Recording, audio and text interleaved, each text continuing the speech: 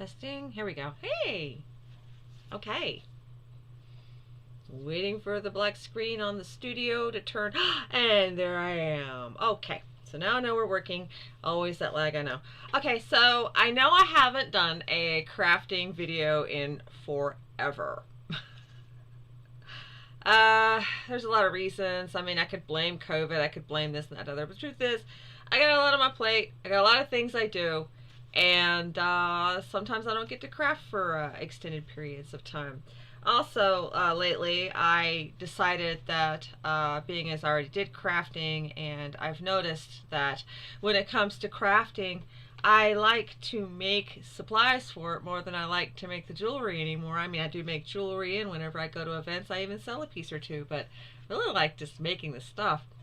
And beadwork was one of the first jewelry crafts I ever got serious about, so I've opened an online store, sort of. I'm naming it Beads and Clay. I'll link it below, but there's not a lot there yet. I wanted to be a Sculpey distributor, but apparently we're in the middle of Clay-mageddon. Because of all this going on with supply chains and everything, it's just really difficult to get Sculpey right now specifically. And the Sculpey people who have a distributor program never responded to me, possibly because of Clay-mageddon. Maybe it's because I didn't have my store completely up yet and I wasn't presenting a good face. I don't know. I'm going to try again later because I would really like to be a Sculpey distributor. So I decided I was going to make some crafts for the first time in forever. And you may recall, if you are a follower, that I had bought this very expensive stuff, ultra clear epoxy. Supposed to be jewelry grade, never, you know, perfectly clear, no bubbles, blah, blah, blah, blah, blah, blah, blah, blah. And maybe it's been a year since I bought it, maybe 2 years. I can't recall.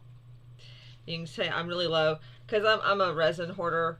I know when I run out, I can't get more, so I'm always afraid to use it. So when I get low, I'll like save it for special stuff.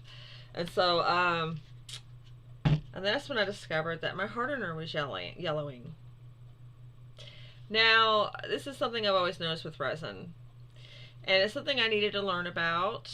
I'm not going to resell resin specifically, but it's still something I would like to learn about. So, I looked it up, and apparently, guys that are, you know, that have been told that the resin will never yellow, according to the internet, they're lying. The hardener part of resin takes about an average of 6 months, and because it's been opened and air has gotten in, it's oxidizing, and so it's yellowing. So if you are worried about your hardener turning yellow, you want to use it up within 6 months, give or take. Apparently pieces themselves will yellow over time. So resin jewelry people are selling for enormous amounts because, oh, they're one of a kind. They're going to yellow, and they have a short lifespan, which kind of disappoints me. I imagine the lifespan is different per epoxy resin. They say that resins with UV inhibitors will last longer. Okay.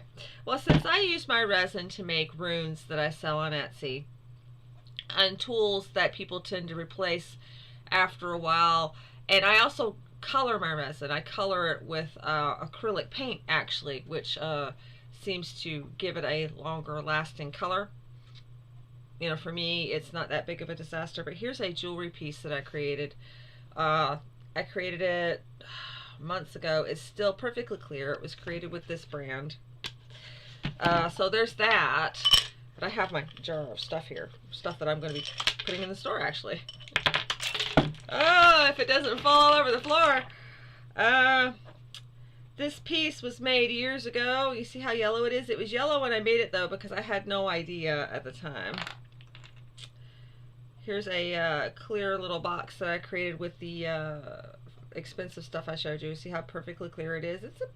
It was made probably at the start of COVID, so it's at least a year old. It's not yellow yet. And here's a piece I did. This piece will, you know, be in the store, but it's beautiful. It's clear. See if the camera can. I don't know why I bother, but here we are. Not yellow yet. Here's a nice piece. Now what's really cool is if you do a lot of acrylic paint in your resin, you know, you don't want to do too much obviously, but if you do a lot, you get this gel, plastic gel. And I really like that for some of my projects where I need it to be soft. Like maybe I want the piece to be where you can play with it, you know, maybe it's like a figurine or something. But this is an acrylic resin piece. So it was just something that I thought was really interesting. And I thought I would share with you guys that, yeah, that's why it's hardening. It gets oxidated and it's going to happen to all your resin. So don't be a resin hoarder like me. Don't be afraid to use up your resin. So I guess I'll be using up this resin today to make a set of runes. I'm doing a Valentine themed set, which I can't show you because I don't have them in here with me. That will be on Etsy later. So, yay. But yeah, I started a bead store, sort of. We all have to make a living. I'm going to be having color theme packs. Like I ordered the best that I could order because I believe quality. So to create a pastel spring colored pack. I'm going to call the packs wampum packs. Oh, wampum is the Indian word for money. Oh, contraire, it is the Mohegan word for bead.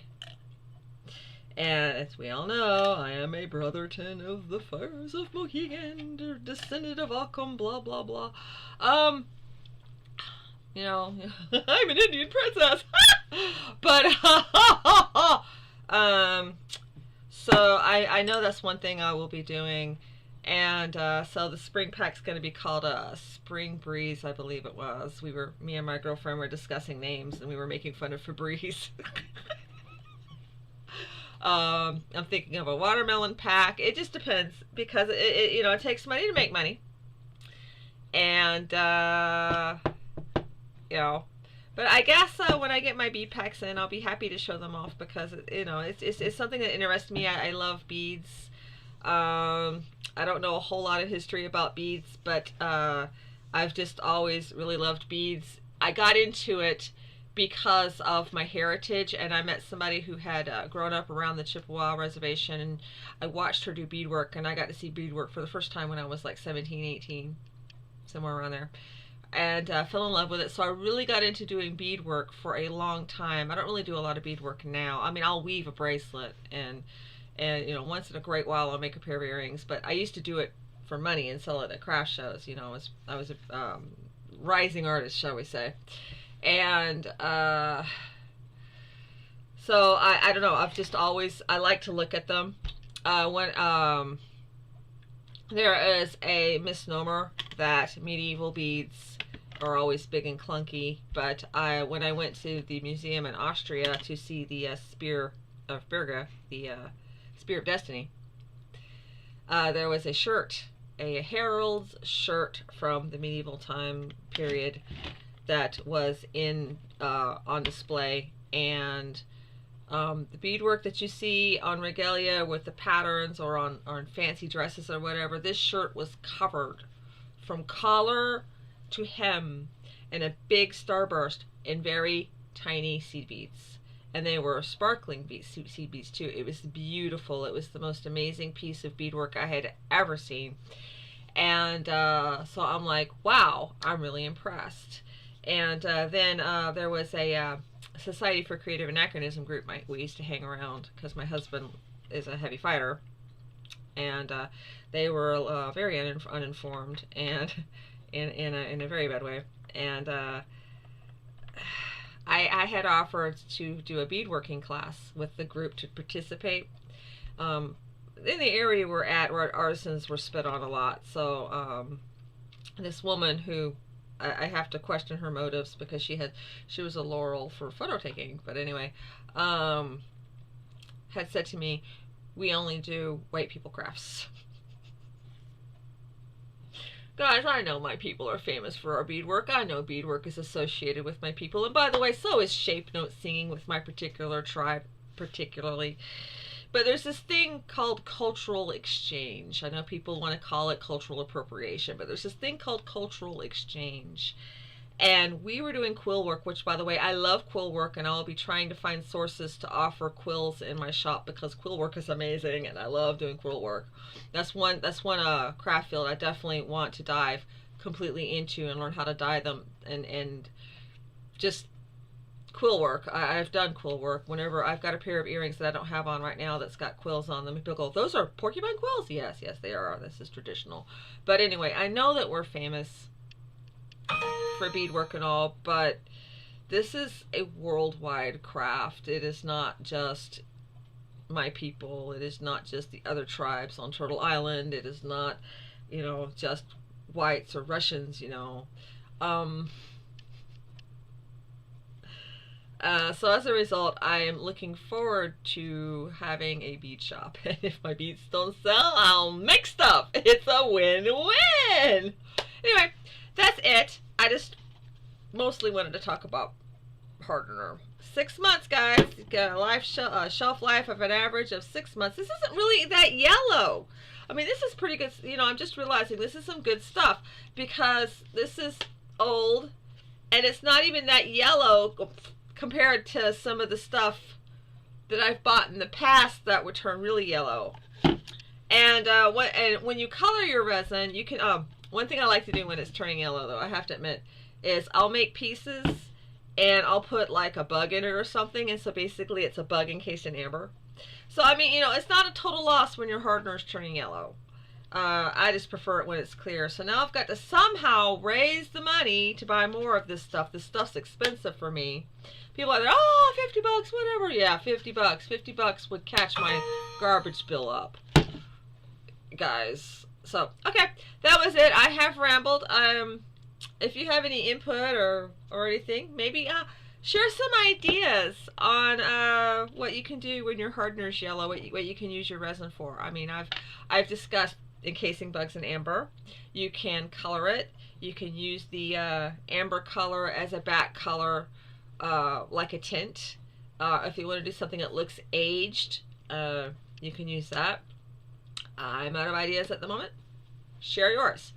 I'm going to go now. I have a lot of stuff to do today. Today's headshots day. I got to catch up on my headshots too. I'm so behind on everything. How do I tell this to stop? Somebody